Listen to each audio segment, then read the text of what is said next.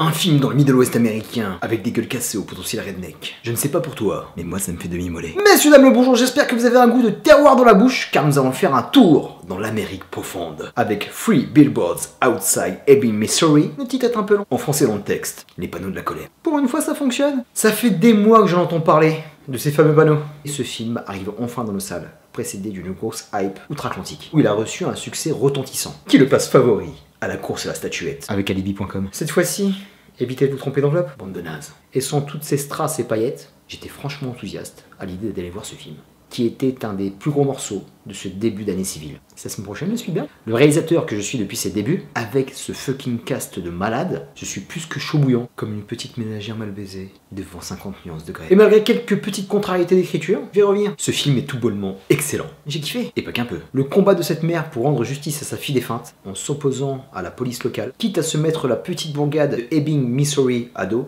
est fantastique. Et ma plus grande surprise a été d'avoir affaire à un vrai drame humain, plutôt qu'une comédie noire, comme Martin McDonagh avait l'habitude de nous proposer. De sa part, on sent une réfiliation avec Tarantino, voire avec les frères Cohen, surtout de par la présence de Frances McDormand dans le rôle titre. Et il a une façon de mettre en scène, avec une certaine fascination, des gueules cassées, cons comme la lune, qui nous rappellent ces réalisateurs de prestige. Bien qu'au départ on sent la démarche de nous mettre dans un univers totalement barré, absurde et pince sans rire, avec la violence qui n'est jamais trop loin, et bim, complet contre-pied. Je dis bravo mon pote. On nous offre ici une œuvre bien plus profonde et surprenante qu'elle paraissait au premier abord. Ce n'est pas un véritable revenge movie, ce n'est pas un véritable polar noir, c'est un drama complètement original. Cool. Au fur et à mesure du film, on voit cette femme qui s'enfonce petit à petit dans les méandres de la colère, qui est complètement aveuglée par ce sentiment d'injustice qui va impacter toute sa communauté, à commencer par sa propre famille, la police qui est dépassée par les événements, une belle bande de bras cassés et tout le village qui va emboîter le pas et se retrouver pris dans la spirale. Et la plus grosse qualité du film, on est à la limite de la pièce de théâtre, parce qu'on est dans un véritable film de personnages où tout tient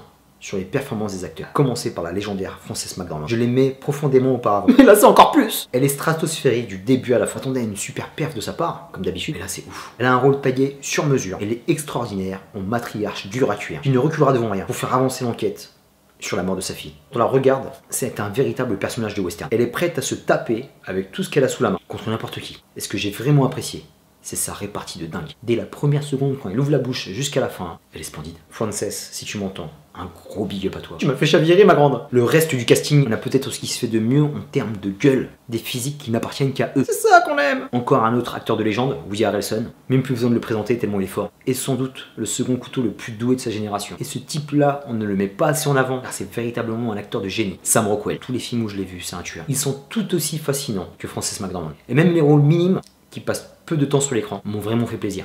Qu'est-ce que j'étais heureux de voir Peter Dinklage. Et en plus on n'est pas dans la pause en train de dire regardez on a ramené un personnage de Game of Thrones, c'est même pas ça. Il a quand même ces petits moments qui sont savoureux. Clark Peters, aussi un acteur de série, légendaire Lester Freeman dans The Wire. John Hawkes, une vraie gueule du cinéma indépendant. Personne ne sait comment il s'appelle, mais on voit tout le temps sa trogne dans pas mal de films, pas mal de séries, et ici il fait le taf comme d'habitude. Et celui qui m'a le plus mis sur le cul, c'est Caleb Landry Jones, qui est l'acteur en feu du moment. Que ce soit dans Get Out, Florida Project, le mec est captivant.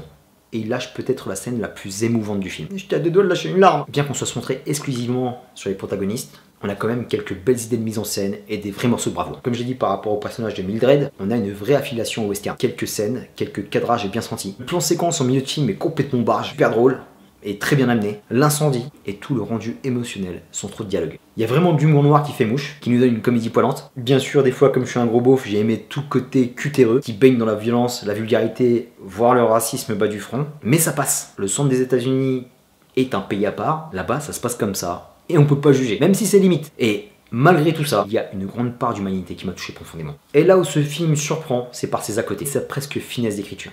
Que ce soit sur le personnage de Mildred, ou même son fils, celui de Sam Rockwell, qui a une vraie trajectoire et qui est plus complexe qu'on ne le pense à première vue. Par contre, là où le bas blesse, c'est que j'ai quelques bémols sur le personnage de Woody Harrelson. Woody Harrelson, qui est un acteur merveilleux, donc il joue très bien son rôle, mais je pense qu'on en a fait un peu trop autour de lui. Et c'était un peu too much, parce que ça a complètement ralenti le délire. C'est vraiment cool qu'il soit bon et nuancé, mais pourquoi lui avoir filé un tel dilemme? C'était franchement pas nécessaire.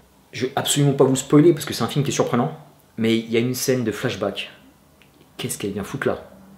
Ça, c'était vraiment mal senti. Et la dernière chose qui me fait bémoler, c'est qu'il manque une, voire deux scènes supplémentaires pour plier le match définitivement.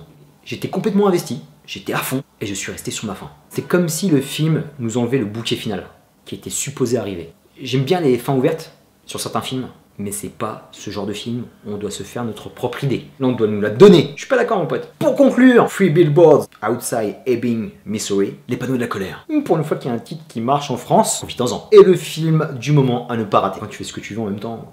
Un casting faramineux, une Frances McDormand on fire, qui lâche une performance complètement inattendue après tout ce qu'elle avait fait dans sa carrière. C'est un message à tous les acteurs et actrices. Il ne faut pas dormir sur ses lauriers et toujours avancer. Bon sang, j'ai passé un super moment. Le film est étonnant, touchant, parfois drôle, parfois grave. C'est une boule d'émotion, avec plein de codes du genre retournés, qui donne à cette œuvre des couleurs originales et innovantes. J'aime quand le cinéma américain arrête de se regarder le nombril et prend des risques comme ici. C'est top. Ce film est merveilleux, mais ça aurait pu être un chef-d'œuvre s'il n'y avait pas ces quelques bémols. Et pour moi, ces petites fautes, je pense, à mon humble avis, vont leur coûter l'Oscar du meilleur film. Après, on ne sait jamais, vu les palmarès qu'il y a eu ces dernières années, ils sont capables de tout.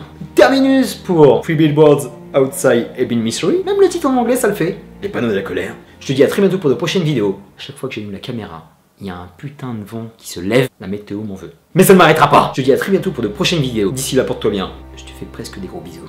Peace. Frances McDormand, tueuse.